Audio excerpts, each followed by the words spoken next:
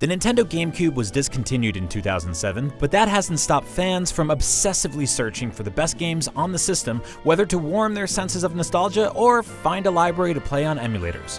So here you have it, the best GameCube games of all time as voted by IGN staff. Mario Kart Double Dash has forever cemented itself as the king of the couch, introducing an entirely new way for players to race both with and against each other, thanks to the unique ability to have two racers man a single kart. Beyond its new doubles mechanic, Double Dash was chock full of instantly memorable tracks to race again and again and again if you were racing on Baby Park. Rogue Squadron 2 was undoubtedly the graphical showcase for the Nintendo GameCube at launch, and remains one of the best looking games on the system. It takes everything we loved about the original N64 game and ups the intensity and fidelity. Replaying that first Death Star level is about the closest thing there is to actually being in a Star Wars movie. As great as the original Pikmin is, the franchise continued to improve with Pikmin 2. While it abandoned some of the engrossing stress that came with the original's time limit, opening things up really allows players to navigate Pikmin 2's mysterious world to their own whims. Adding in new Pikmin types with new abilities and Olimar's partner Louie allows for plenty more variety on the hunt of Pikmin 2's fantastic continuation of the series. A much-needed vacation away from the Mushroom Kingdom led to a fun tropical setting filled with unique takes on old enemies and fresh new mechanics thanks to Flood. Flood creates new opportunities for creative combat and platforming, making Super Mario Sunshine the perfect balance between the old and the hasn't been seen since.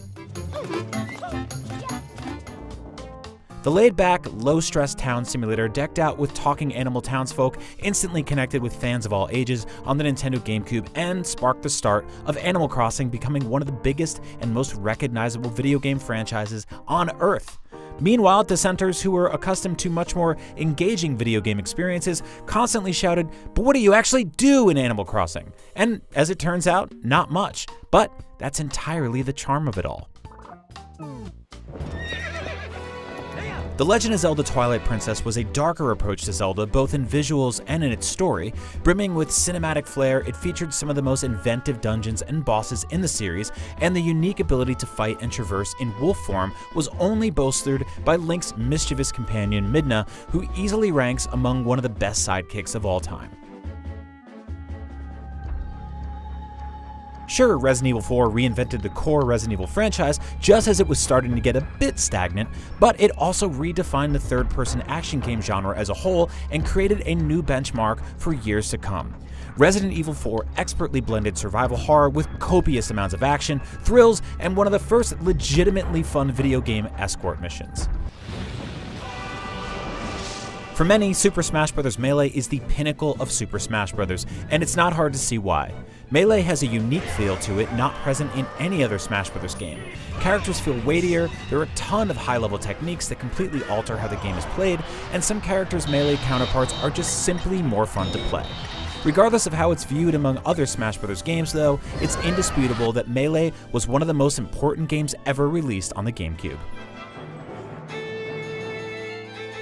Despite its many detractors ahead of its launch, The Legend of Zelda Wind Waker has endured as one of the most unique entries in the Zelda franchise. Yes, its sailing speeds were improved on the Wii U remaster, but even still the chance to explore the high seas as Link, sailing from island to island while discovering new characters, awesome new dungeons, treasure, and talking fish is one of the GameCube's finest adventures. Metroid Prime is one of the most sublime video game experiences of all time and a no-brainer choice for the top GameCube game ever created. Nintendo allowed the Metroid series to branch off in a new direction, and the fruits it bore would eventually become the Prime Trilogy. For all intents and purposes, it sticks to the Metroid formula, but never before had it been so personal and immersive. The sense of mystery and loneliness was amplified by its new first-person setting, with Kenji Yamamoto's haunting score working perfectly to give Prime a feel like no other game before it or since. It's without question the best GameCube game and one of the best games ever made for any system.